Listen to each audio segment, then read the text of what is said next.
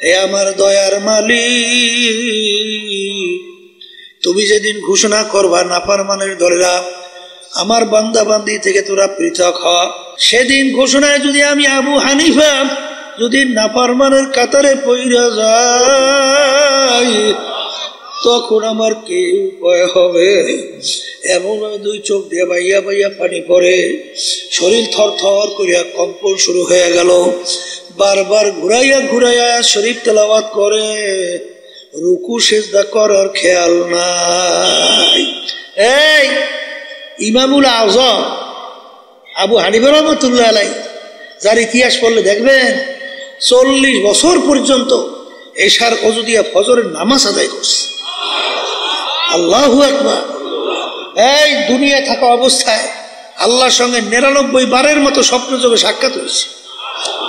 কি বলছে? যার উপাধি ছিল জমানার আবু হানিফা,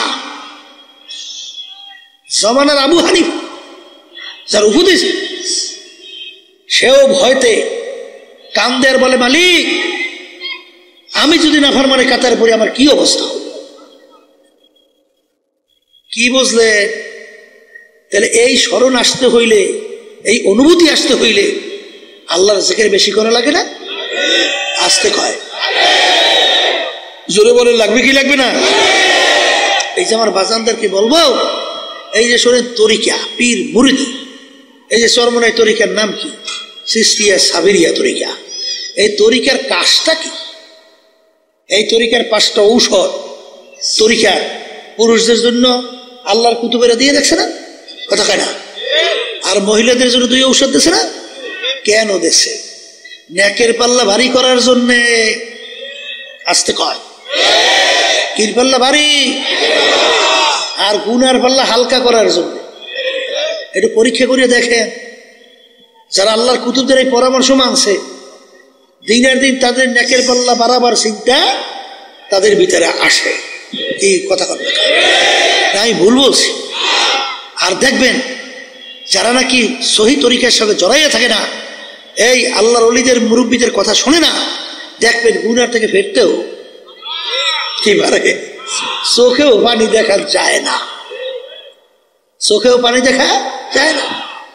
গুনার থেকে ফিরিয়া নেক কাজ বাড়াবার প্রক্রিয়া আগ্রহ দেখা যায় না। এই জন্য আমার ভাইদেরকে বলবো, নেকের পাল্লা কি করা লাগবে? বলেন, ভারী করা লাগবে। কি করা লাগবে? গুনার পাল্লা হালকা হওয়া লাগবে। কথা ঠিক না? ঠিক। এখন নেকের পাল্লা ভারী করতে হইলে এই কি কি কাজ করা লাগবে? বলে আল্লাহর হুকুম নবীর তরিকা অনুযায়ী চলা লাগবে। আস্তে কর। আল্লাহর হুকুম ফরজ, মানা লাগবে। আল্লাহর হুকুম ওয়াজিব, কি করা লাগবে? মানা লাগবে। সুন্নাতে মুআক্কাদা, কি করা লাগবে? মানা লাগবে। এই হারাম থেকে বাঁচা লাগবে। বলেন, হারাম থেকে বাঁচা লাগবে, মাকরুহ তাহরিমা থেকে বাঁচা লাগবে। এমনকি আল্লাহর ওলিরা মাকরুহ তানজির থেকেও বাঁচে থাকবে। কথা ঠিক কিনা? এখন আপনি নেকের কাজ বাড়াইবেন, ফরজ ওয়াজিব সুন্নাত আমল করবেন, এই হারাম তারপর কি মাকরুহ তাহরিমা এর থেকে আপনি বাঁচবেন।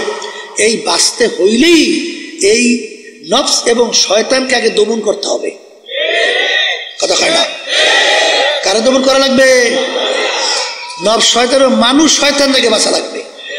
এই মানুষ শয়তান কারা? বলে আপনার স্ত্রী হইতে পারে, বলেন, আবার স্ত্রীদের স্বামীরা হইতে পারে, আবার আপনার সন্তানরাও হতে পারে, আপনার দল আপনার দলের নেতা নেত্রীও হতে পারে, আপনার বন্ধু বান্ধব হইতে পারে।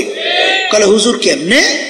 এক কথায় বুঝবেন, যে আপনাকে গুনার ব্যাপারে উদ্বুদ্ধ করে, সে যে হোক, সে হলো মানুষ শয়তান।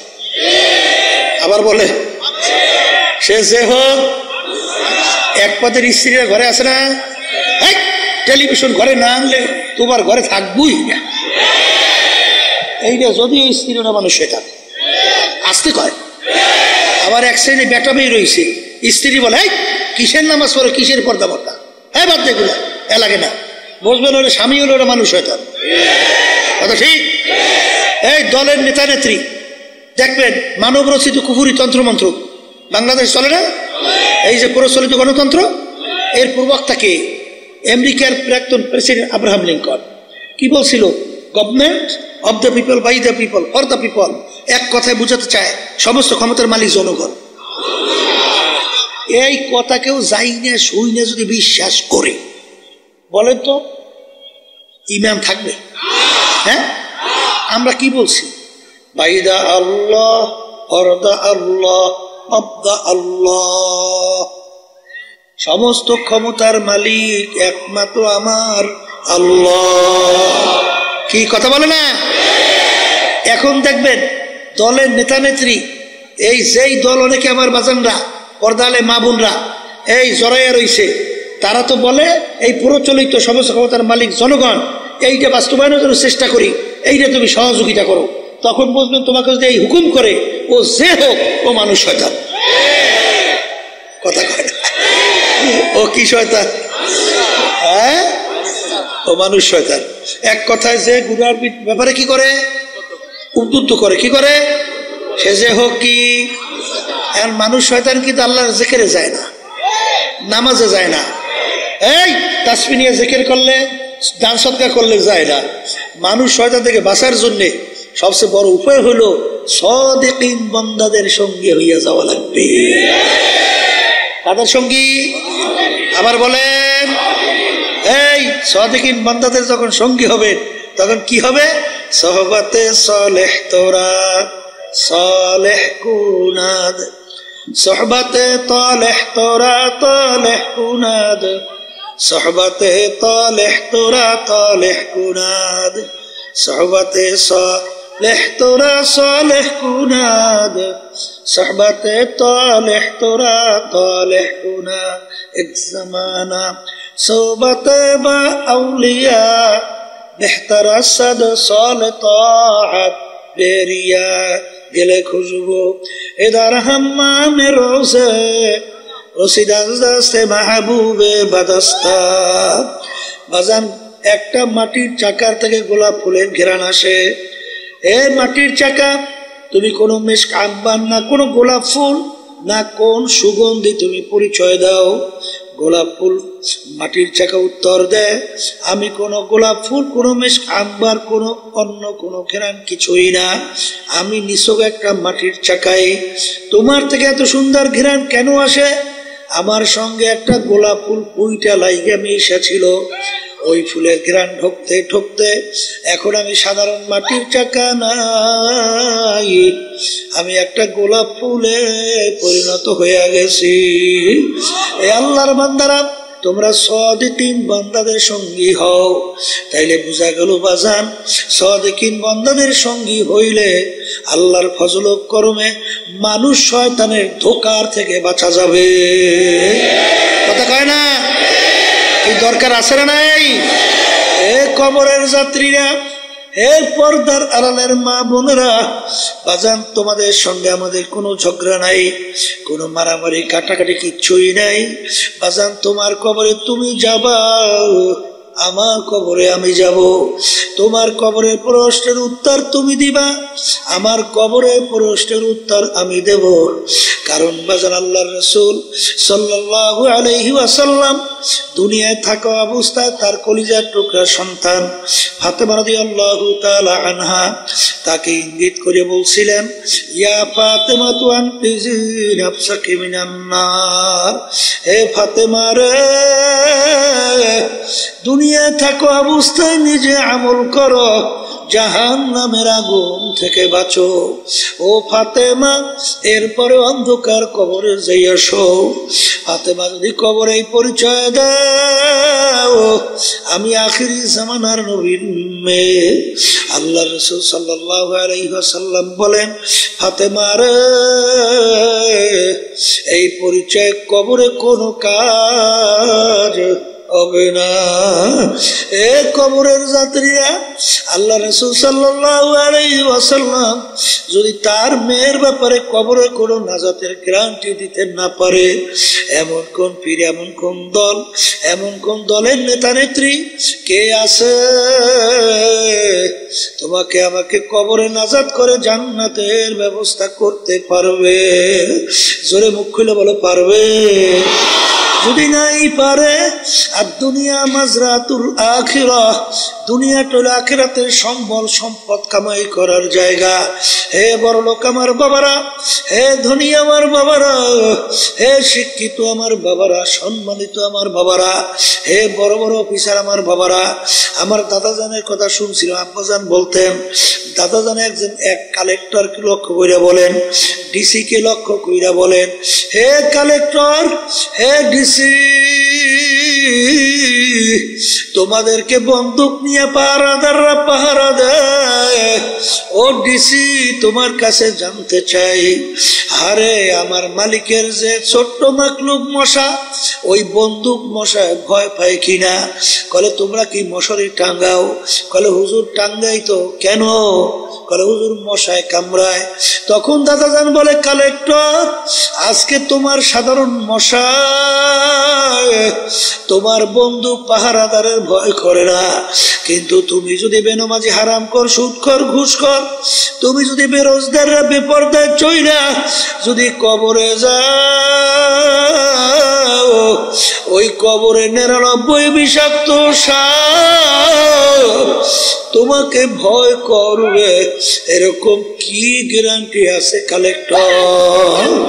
এই জন্য আমার বাজানদেরকে বলবো, পর্দারে মা বোনদেরকে বলবো, আল্লাহর বান্দারা, পর্দার আড়ালের মা বোনেরা, দুনিয়ার যে কোনো কাজের মধ্যে একবার নয়, যদি কেউ 5 বার উঠে যাও, আবার ওই কাজের ভিতরে চেষ্টা করলে জিতবার আশা করা যায়। কিন্তু কবরের যাত্রীরা কেউ যদি দুনিয়া থেকে বিদায় নিয়ে কবরে যাও, বাজানার কেউ দুনিয়ার ভিতরে আইসা জিতবার কিন্তু আর আশা নাই। তাকশাইরু মিনহু জুলুদুল্লাযীনা ইয়াখশাউনা রাব্বাহুম সুম্মা তালিনু জুলুদুহুম ওয়া কুলুবুহুম ইলা যিকরিল্লাহ।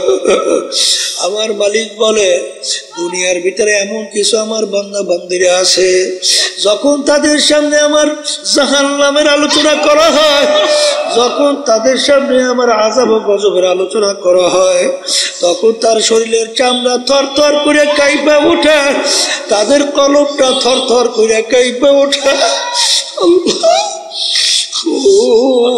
আল্লাহ, তখন তাদের গুনার কথা মনে পড়ে যায়, মালিক তুমি যদি এই গুনাহ আমার মাফ না করো। আরে আমার মালিক, আরে বাজান, এক ওয়াক্ত নামাজ পড়বে বলতে বলতে যখন অন্য ওয়াক্ত আইসা যায়, কেউ যদি ইচ্ছা কইরা এক ওয়াক্তের নামাজ অন্য ওয়াক্তে নিয়ে কাজা কইরা পড়ে, এইরকম কেউ যদি কাজটা ইচ্ছা কইরা করে, কোরআন এবং হাদিস অনুযায়ী দুনিয়া এবং আখিরাতের সময় হিসাব করার পরে দেখা গেল 2,88,00,000 বছর জাহান্নামের আগুনে জ্বলা লাগবে। আল্লাহ আপনি আমাকে আমাদের সবাইকে মাফ করে দিয়ে। যারা ঈমান আনছে, যারা আল্লাহকে বিশ্বাস করে, যারা পরকালকে বিশ্বাস করে, জীবন থাকতে হুঁশ থাকতে এক ওয়াক্ত নামাজ ছাড়তে পারবে? জোরে বলো, পারবে?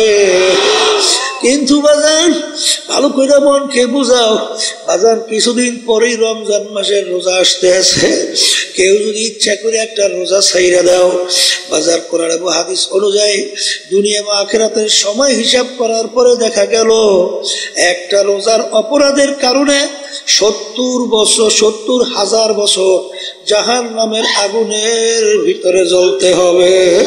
আল্লাহ আপনি আমাকে আমাদের সবাইকে মাফ করে দিয়ে। বাজার মন চাইলে মিথ্যা কথা বলো, কিন্তু একটা মিথ্যা কথা যদি কেউ ইচ্ছা কইরা বলো, একটা কবিরা গুনাহ অর্থ 7,000 বছর জাহান্নামের আগুনে জ্বলতে হবে।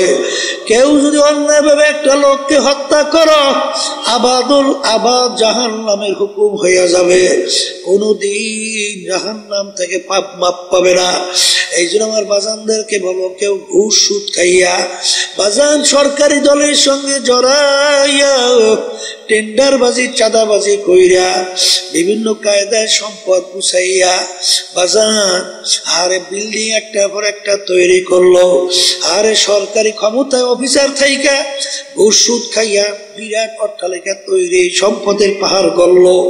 আল্লাহ রাসূল সাল্লাল্লাহু আলাইহি ওয়াসাল্লাম বলেন, যে হারাম মালের দ্বারা রক্ত এবং গোশত তৈরি হবে তার জায়গা জাহান্নাম সারা হবে না। এই জন্য বাজান আল্লাহর ওলিদের ইতিহাস পড়লে দেখবা হুশ থাকতে জীবন থাকতে বাজান একটা হারাম তো দূরের কথা, মাকরুহ তাহরিমার কাছেও গুনার কাছে যাইতেন না। কারণ কি, তাদের ঈমান ওইভাবে মজবুত ছিল। এ কবরের যাত্রীরা, এ পর্দার আড়ালের মা বোনেরা, বাজার আমি বলি নাই, কোন পীর বলে নাই, কোন মুফতি মুহাদ্দিস বলে নাই, আল্লাহ এবং আল্লাহর রাসূল বলছে, আমি শুনাই যাইতে আছি, উলামায়ে কেরাম শোনায়। আল্লাহর হাবিব বলেন, আল কবরু রাউযাতুম মিন রিয়াজিল জান্নাহ আও হুফরাতুম মিন হুফারিন নার। আল্লাহর হাবিব বলেন, আমার উম্মতেরা, এ আমার সাহাবারা, এই যে কবর দেখো, এই কবর কিন্তু আসল কবর না। কোন কোন আল্লাহর বান্দা বান্দির জন্য হারে কবরটা একটা বেহেশতের বাগান হইয়া যাবে। আল্লাহ আপনি আমার জন্য, আমাদের সবার জন্য কবুল করে নেন। আল্লাহ রাসূল বলেন, ও আমার উম্মতেরা, কোন কোন নাফরমানের কবরের মধ্যে জাহান্নামের আগুন এসে ভইরা যাবে। আল্লাহ আপনি আমাকে, আমাদের সবাইকে মাফ কইরা দিয়ে। আল্লাহর হাবিব বলে, ও আমার উম্মতেরা, কোন কোন নাফরমানের কবরের মধ্যে 99 তিননিনা লাউ নুফিকা ফিল আরদি মা আনবাতাত খাদরা। কোন কোন নাফরমানের কবরের মধ্যে একটা না দুইটা না 99টা বিষাক্ত সাপ জমা হইয়া যাবে। কিয়ামত পর্যন্ত নাফরমানকে পেঁচাইয়া পেঁচাইয়া ঠোকরাইতে থাকবে। ওই সাপ কেমন বিষধর সাপ হবে। আল্লাহর হাবিব বলেন, দুনিয়ার দিকে মুখ কইরা ফুক দিলে কোনো গাছপালা মাথা জাগাতে পারতো না, এত বিষদার সাপ নাফরমানকে পেঁচাইয়া পেঁচাইয়া ঠোকরাইবে। আরে বাজার আমি বলি নাই, আল্লাহ রাসূল বলছেন, শুনাই রাখি, কে মানবা তা জানি না। এই যে আমার বাজানদেরকে বলবো, পর্দারে মা বোনদেরকে বলবো, নেকের পাল্লা ভারী করো, গুনার পাল্লা হালকা করো। আর নেকের পাল্লা ভারী করার জন্য শত্রু থেকে বাঁচা লাগবে। জিন শয়তান, মানুষ শয়তান, নফসে আম্মারা শয়তান, নফসে আম্মারা শয়তান থেকে কিভাবে বাঁচবা বাজান? আল্লাহ রাসূল বলে, রজানা মিন জিহাদিল আসগরি ইলা জিহাদিল আকবার। এ আমার সাহাবারা, বড় যুদ্ধের থেকে ছোট যুদ্ধের থেকে রওনা করলাম, ছোট যুদ্ধের থেকে বড় যুদ্ধের দিকে রওনা করলাম। সাহাবায়ে কেরাম বলেন, আল্লাহ রাসূল, এর চেয়ে আবার বড় যুদ্ধ কোনটা? আল্লাহ রাসূল সাল্লাল্লাহু আলাইহি ওয়াসাল্লাম বলে, নফস আম্মারার সঙ্গে জিহাদ করা এর চেয়ে বড় যুদ্ধ। অত সহজ মনে করলে হবে না, বড় কঠিন। এই জন্য আল্লামা সিস্তি রহমাতুল্লাহ আলাইহি, আল্লাহু আকবার, আল্লাহু আকবার বাজান, আল্লাহ करीमा बेबख्शा बर हाले मा के हस्ता मसीरे कमंदे हवा। ए আমার মালিক, আরে 40 বছর বয়স হয়ে গেল, তারপরেও তিনি মাওলার মালিকের কাছে দোয়া করে, 40 সালে উমরে আজিজাত গুজাশত মেজাজে তু আজ হালে তফলি নাগাশ। এ আমার দয়ার মালিক, বয়স তো 40 হয়ে গেল, কিন্তু এখন পর্যন্ত সেই ছোট বাচ্চাদের তবিয়ত এখন পর্যন্ত দূর হয় না। মালিক, তুমি দয়া মায়া করে তোমার কুদরতি কোলের মধ্যে যদি টান দিয়া জায়গা না দাও, মালিক আমার কোন উপায় থাকবে না। এই জন্য আমার ভাইদেরকে বলবো, পর্দারে মা বোনদেরকে বলবো, বাজার আজকে চক্ষু খোলা দুনিয়া, স্বাধীনতা পাইছেন বাজার, স্বাধীনতার মধ্যে যা মনে করে তা করবা। আমার মালিক কিন্তু কিছু বলবেন না, কারণ আমার মালিক বলছেন আমহিলহুম রুওয়াইদা, তোদেরকে আমি স্বাধীনতা দান করলাম। কেন? লিয়াবলুয়াকুম আইয়ুকুম আহসানু আমালা, পরীক্ষা নেওয়ার জন্য। কে আমার হুকুম অনুযায়ী ভালো কাজ করো আর কে আমার হুকুমের বিরুদ্ধাচরণ করো, এই পরীক্ষার জন্য তোদেরকে আমি স্বাধীনতা দান করলাম। এই স্বাধীনতার মধ্যে যে যেরকম ইচ্ছা সেরকম চলবা, আমার মালিক কিন্তু কিছুই বলবেন না। কিন্তু মনে রাখিস, কুল্লু নাফসিন যায়িকাতুল মাউত, আমার মালিক তোমার আমার প্রত্যেকের মুখের ভিতরে মৌতের বর্ষি লাগাইয়া আমার মালিক সাইরে দিয়া আমহিলহুম রুওয়াইদা ঢিল দেয়। বড় মাছের মুখে যখন বর্ষিওয়ালা বর্ষি লাগায়, মাছ লাগার সঙ্গে সঙ্গে দৌড় দেয়। মনে হয় যেন মাছ ডাক দিয়ে বলে, বর্ষিওয়ালা আমি তোমার থেকে সুইটা চলে আসি। আর বর্ষিওয়ালা ডাক দিয়ে বলে, মাছ তুই যত দৌড়াও তোর মুখের ভিতরে আমি বর্ষি লাগাইয়া ছাইরা দিছি। তামাম পুষ্করি পানির ভিতরে ঘুরতে ঘুরতে ঘুরতে ঘুরতে যখন হায়াতের যখন তুই দুর্বল হইয়া যাবি, যখন পানির উপরে পেটটা ভাসাইয়া দিবি, আস্তের উপরে তোকে আমি ধইরা নিয়ে আসবো, আর থাকতে পারবি না। ঠিক বাজার আজকে খোলা দুনিয়ায়, স্বাধীনতার দুনিয়ায়, আজকে টাকার গরমে, ক্ষমতার গরমে, শিক্ষার গরমে, আল্লাহু আকবার সম্মানের গরমে, দলের নেতা নেত্রীর গরমে ধরাকে সরাগে যারা মনে করো না, আমার মালিক বলেন কুল্লু নাফসিন যায়িকাতুল মাউত, তোদের মুখের ভিতরে বর্ষি লাগাই আমি ঢিল দিয়ে দিলাম। যেদিন হায়াতের বেড়া পার করবি, আমার আজরাইল যখন তোর বাড়ির দরজায় সিটি বাজাইয়া বলবে, যত ডাক্তার কবিরাজ তোকে চেষ্টা করুক না কেন, যত ইঞ্জেকশন স্যালাইন পুশ করুক না কেন, রাখতে কিন্তু আর পারবে না। এই নাফরমান এখন দুনিয়ার দিকে তাকাইয়া দেখ, এখন তোর অবস্থান কি? সাদা তিনটা কাপড় দিয়ে তোকে প্যাঁচ দেবে, মাথার ভিতরে, মাজার ভিতরে, পায়ের ভিতরে বাঁধ দিবে। এখন কোথায় তোমার পীরগিরি, কোথায় তোমার মেম্বার চেয়ারম্যান গিরি, কোথায় তোমার এমপি গিরি, কোথায় তোমার মুফতিগিরি, কোথায় তোমার মুহাদ্দিসগিরি, কোথায় তোমার টাকার গরম, কোথায় তোমার ক্ষমতার গরম, কোথায় তোমার শিক্ষার গরম, কোথায় তোমার অট্টালিকার বাহাদুরি, কোথায় তোমার কি? এখন তাকাইয়া দেখো, মাথার বান্দা বুঝা গেল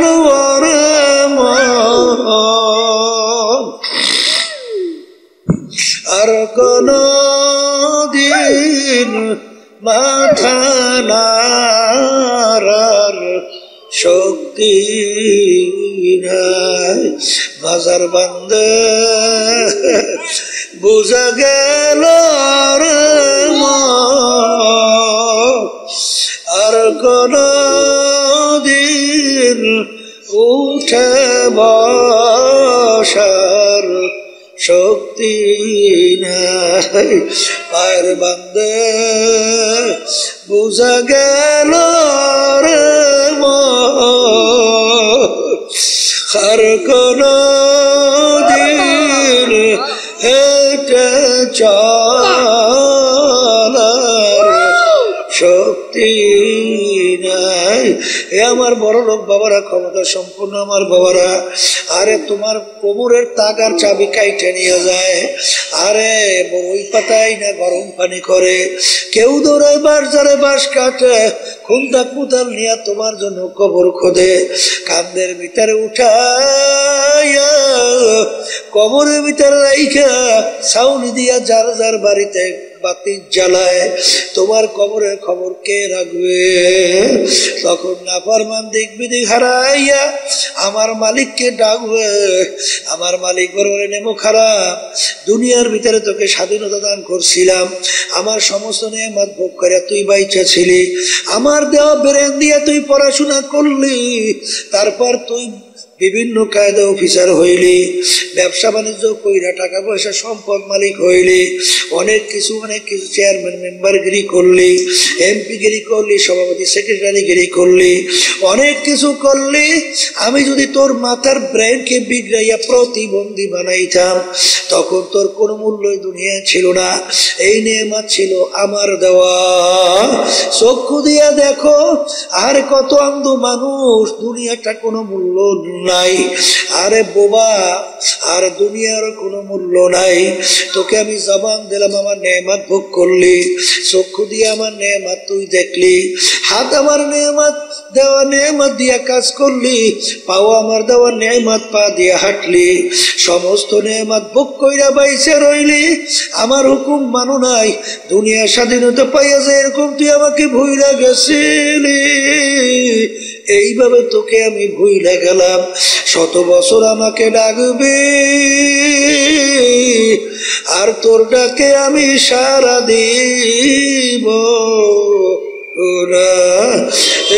কবরের মাটি দুই পাশ থেকে এমন ভাবে চাপ মারো, এক পাজরে হাঁটি অন্য পাজরে মিশাইয়া দাও, আমার কাছে কোনো খাতির হবে না। এই যে আমার বাজানদেরকে বলবো, পর্দা আলে মা বোনদেরকে বলবো, নেকের পাল্লা ভারী করো, গুনার পাল্লা হালকা করো। আর নেকের পাল্লা ভারী করার জন্য, গুনার পাল্লা হালকা করার জন্য শয়তান বাজার শত্রু। মানুষ শয়তান থেকে বাঁচা লাগবে, জিন শয়তান থেকে বাঁচা লাগবে, নফসে আম্মারা শয়তান থেকে বাঁচা লাগবে। আর এই বাঁচার জন্যই ঔষধ পালন করা লাগবে। আর এই ঔষধ আমাদের তরিকার 5 ঔষধ। সকাল সন্ধ্যা আল্লাহর জিকির করা লাগবে, সাপ্তাহিক তালিম হালকা জিকিরে যাওয়া লাগবে, মাসিক ইজতেমায় সব গুজারাতে থাকা লাগবে। বাজার আরে আল্লাহর ওলিদের কিতাব পড়া লাগবে। বাজার প্রথম 2 ঔষধ আল্লাহর ওলিদের কিতাব পড়া, সকাল সন্ধ্যা আল্লাহর জিকির, এই 2 ঔষধ মহিলাদের জন্য। 5 নম্বর ঔষধ চরমনাইতে বছর 2 বার মাহফিল, বিনা ওজরে কামাই দেওয়া যাবে না।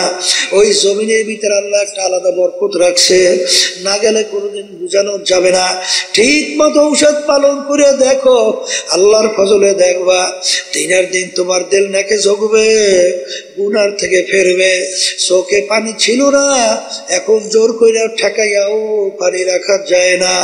বাজার দেখবা তখন তোমার 3.5 হাত নৌকাটা চলছিল জাহান্নাম মুখী, আল্লাহর ফজল করমে এখন তোমার নৌকা চলবে বেহেশতে মুখী। আল্লাহুম্মা আমিন। এ ঘরের মেয়ে লোকেরা হাত উঠাও, উনার কথা মনে করো, তুই চোখের পানি ফালাও, আমার মালিকের দরবারে কান্দো আর মাপ চাও। যদি কান্না না আসে, মনকে বুঝাও রে মন, একদিন এই ঘরের দরজা দিয়া নতুন বউ হয়ে উঠছিল রে মন। কত মেয়ে লোকে শরবত খাওয়াইলো, কত মেয়ে লোকে বাতাস করলো, আবার এমন একটা দিন আসবে এই ঘরের দরজা দিয়া মরা লাশ হইয়া বের। ছেলে কানবে মামা করে, মেয়ে কানবে মামা করে, জবাব তো আর দিবা না। আল্লাহ, আপনি মাঠের দিকে চাইয়া দেখেন আপনার বান্দারা কিভাবে কান্দে। মালিক, আমাদের ছেলেও মরে নাই, মেয়েও মরে নাই, গুনাহ করে বসছি রে, মাফ করে দেন গো মাওলা, মাফ করে দেন। আল্লাহর বান্দারা জোর করে কান্দেন, জোর করে কান্দেন।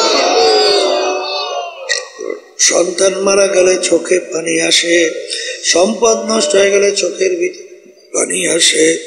তোমার আমার গুনার কারণে জাহান্নামের আগুন জ্বলছে, ওই জাহান্নামের আগুন চোখের পানি ছাড়া ঠান্ডা হবে আলহামদুলিল্লাহ। আল্লাহ যাদের উসিলায় মাহফিল হইল, চেষ্টা খাটনি সাহায্য করলো, আমরা যারা মাহফিলে উপস্থিত হয়ে গেলাম, সবার উপরে খাস মেহেরবানি নাযিল করেন আল্লাহ। আল্লাহ এই মাদ্রাসাকে আপনি দিনের জন্য কবুল করে নিয়ে প্রয়োজনকে গায়েবে খাজানা দ্বারা পুরা করে দিয়ে আল্লাহ যাদের মাধ্যমে এই মাদ্রাসা হইল যোগদান করলো, সহযোগিতা করলো, সবাইকে দুনিয়া এবং আখিরাতে সম্মানের ব্যবস্থা করে দিয়ে প্রয়োজনকে গায়েবে খাজানা দ্বারা পুরা করে দিয়ে সমস্ত দিনই সই মাদ্রাসাগুলো কবুল করে নিয়ে মালিক আমাদের আম্মা আব্বা আত্মীয় স্বজন যারা কবরে শুয়ে রয়েছে সবার কবরকে বেহেশতের বাগান বানাইয়া দেন আল্লাহ। তামাম দুনিয়া ইসলাম মুসলমানদেরকে হেফাজত করেন, আপনার জমিনে আপনার দ্বীন বাস্তবায়নের তৌফিক দান করেন এবং আপনার দ্বীন বাস্তবায়ন করেন। সুবহান রাব্বিকা রাব্বিল ইজ্জাতি আম্মা ইয়াসিফুন ওয়া সালামুন আলাল মুরসালিন ওয়ালহামদুলিল্লাহি রাব্বিল আলামিন।